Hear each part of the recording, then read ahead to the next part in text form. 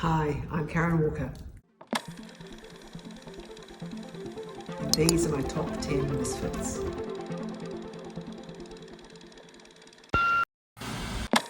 Bernice Abbott lived from 1898 to 1991. She was American. She was a photographer.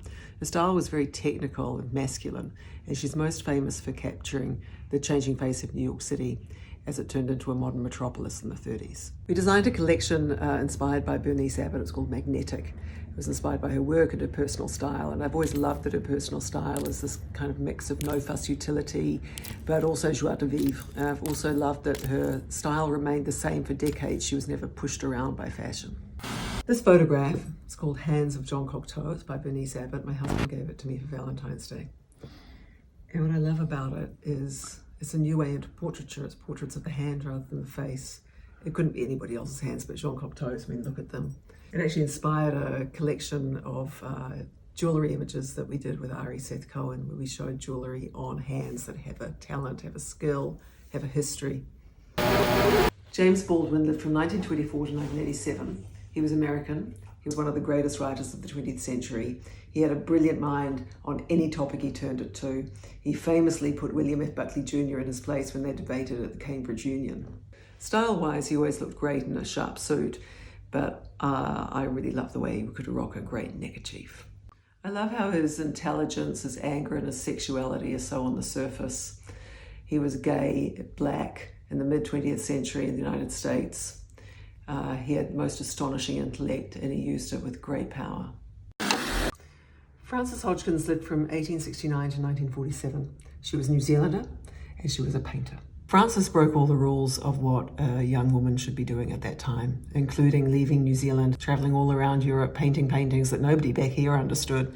She was the first New Zealander to be hung at the Royal Academy. Style-wise, Frances really knew her way around a beret, giant beads, and fantastic silk scarves. And that's why a couple of years ago, when Auckland City Art Gallery Toyo Tamaki asked us to help them celebrate her sesquicentenary, the obvious thing to do was to take 3 of her most famous paintings and put them onto silk. Glenn Gould lived from 1932 to 1982. He was Canadian and he was a pianist. Gould was one of the greatest pianists of all time, and he made Bach sound like nobody else could. His 1955 recording of the Goldberg Variations is one of the most astonishing pieces of music ever recorded.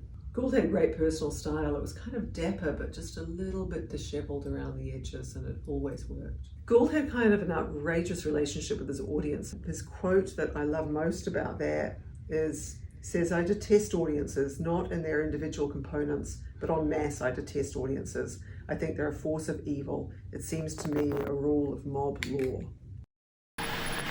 Jarvis Cocker was born in 1963. He's English and he's a musician. When Different Class was released 25 years ago, I fell madly in love with the music, the lyrics, the style, the smarts, the attitude, but most of all with Jarvis. Jarvis's anger, championing of the outsider, class commentary, sex-obsessed mind, all wrapped up in his astonishing intelligence, are all the things I love about him. And style-wise, corduroy, tweed, Cuban heels, bonkers glasses, need I say more? No one makes the quotidian, everyday, dull bits of life as sexy as Jarvis. Quote, "I'm not Jesus, though I have the same initials. I'm the man who stays home and does the dishes." Jean Cocteau lived from 1889 to 1963. He was French. He was a filmmaker, artist, novelist, playwright, critic, designer, and much more. He was a creative all-rounder, but the work of his that I love most are his impeccable single line drawing, and these are the hands that made them.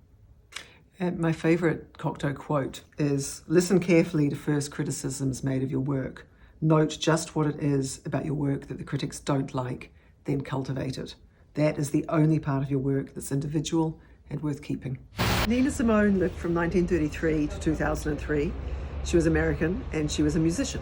Besides her absurd talent, her energy and activism and anger make her one of my all-time favorites. Nina Simone was an outsider from the beginning, a young black woman in the world of classical piano, which she left to go into jazz. Her self-exile to France in protest at the state of American civil rights, and she never gave up the fight. My favorite Nina quote is, I spent many, many years in pursuit of excellence because that is what classical music is all about. Now it is dedicated to freedom, and that is much more important. We designed a collection based on one of War's quotes that went, "Manners are the need of the plain, the pretty can get away with anything." We designed a collection called Etiquette, and in it we had a very famous dress with broken pearls, which is now owned by the Powerhouse Museum. Style-wise, War always had fantastic tweed action. What I love about War's work, especially the dark comedy stuff, is that he's writing about his own upper-class world, but he's doing it with subversion and with a sneer and a slap and a punch. Alexander Pushkin lived from 1799 to 1837. He lived in the Russian Empire. He was a poet, a playwright, a short story writer, a novelist, and a very naughty boy. Pushkin was probably Russia's greatest poet. He poked fun at the nobility into which he was born. I think if you want a beautiful example of that, read one of his most famous short stories, Queen of Spades. Pushkin generally behaved appallingly in society. The Tsar exiled him to Odessa in the southwestern part of the empire for a couple of years as a result of that. I've been to the apartment where he lived at that time, which was incredible. He was a gambler, he was a womanizer, and he died as a result of a duel. Lee Miller lived from 1907 to 1977. She was American. A model, a photographer, a writer, and a cook. Lee invented herself many times throughout her life. But it's the work she did as war correspondent to British Vogue during the Second World War that I love most.